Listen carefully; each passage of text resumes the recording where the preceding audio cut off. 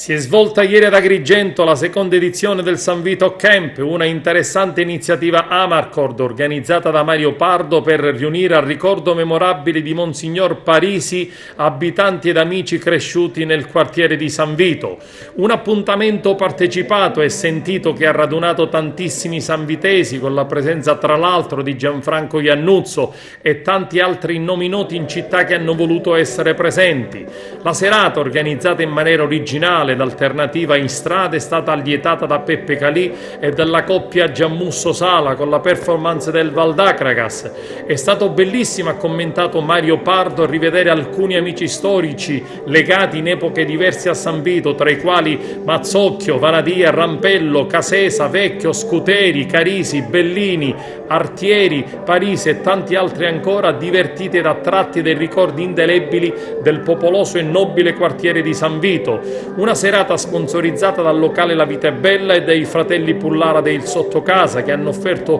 qualcosa preparando gastronomia tipica, sangria e frutta a volontà per tutti. Non sono naturalmente mancati ricordi ed aneddoti tra i tanti amici ed interventi chiamate all'estero attraverso i social, in particolare i fratelli Casu in Germania ed i fratelli Palumbo in America, che hanno virtualmente partecipato ed abbracciato l'intero quartiere facendo un suggestivo tuffo nel passato. Ai presenti Mario Pardo ha donato magliette polo con la scritta San Vito Camp 2018 per incorniciare ed immortalare questa seconda edizione, conclusa con lusinghiero successo.